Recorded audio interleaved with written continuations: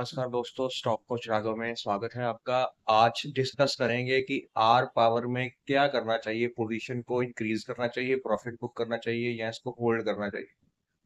तो स्टॉक को अच्छे से एनालाइज कर लेते हैं। सबसे पहले बता दूं, मार्केट कैप 27,000 करोड़ के आसपास है। ठीक है, ऑन एन एवरेज है। और फेस वैल्यू 10 रुपये है, बहुत बढ़िया पॉइंट है। और अब रिटर्न ऑन इक्विटी -1 से 2% के बीच में चल रही है, यानी कि कंपनी को मुनाफा कहीं नहीं हो रहा। अभी कंपनी कर्ज में है। और आगे बढ़ते हैं इसके साथ।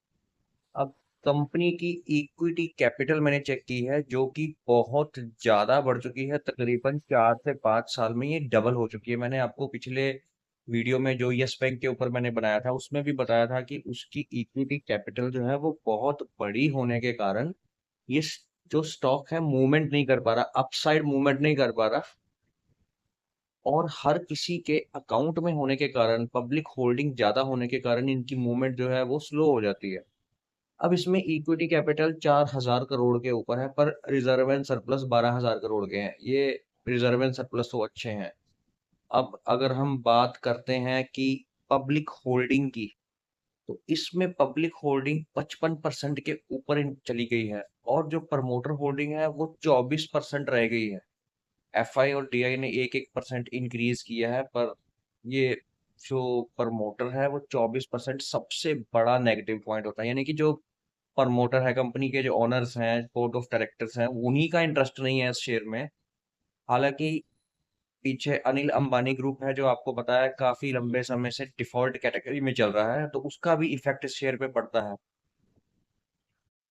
बुक वैल्यू जो है वो 40 रुपए के आसपास चल रही है। डिविडेंड यील्ड, यानी कि जो अगर आपके पास स्टॉक्स पड़े हैं 5 से 10 साल या 1 से 2 साल पहले के स्टॉक्स पड़े हैं, तो जो कंपनी प्रॉफिट में होती है वो डिविडेंड जरूर इशू करती है, पर इसने अभी तक किसी तरह का डिविडेंड नहीं इशू किया हुआ पिछले सालों में। और आपको एक बहुत बड़ा माइनस पॉइंट बता दूं कि इसमें जो कैश फ्लो है वो -45 करोड़ है। यानी कि अगर कंपनी वर्क कर भी रही है, तो कंपनी के यहाँ जो कैश फ्लो है, यानी कि लेनदारी देनदारी, वो अभी माइनस में ही चल रही है। तो अब आपको बता दूं कि और भी कई ऑप्शंस हैं हमारे पास, अगर आपको अच्छा खासा प्रॉफिट हो रहा है, क्योंकि पिछले साल में इसने 134% का रिटर्न दिया है। मैं उम्मीद करता हूं कि इन्वेस्टर का पैसा ना डूबे, कंपनी अच्छा परफॉर्म करे और आपको और अच्छे रिटर्न मिले। बट अभी जो इसके फंडामेंटल्स वो मुझे इतने स्ट्रांग नहीं नजर आ रहे। बहुत ऑप्शंस हैं पावर सेक्टर में, टाटा पावर है, आप उसको फर्स्ट नंबर पे प्रायोरिटी दे सकते हैं इन्वेस्टमेंट के लिए।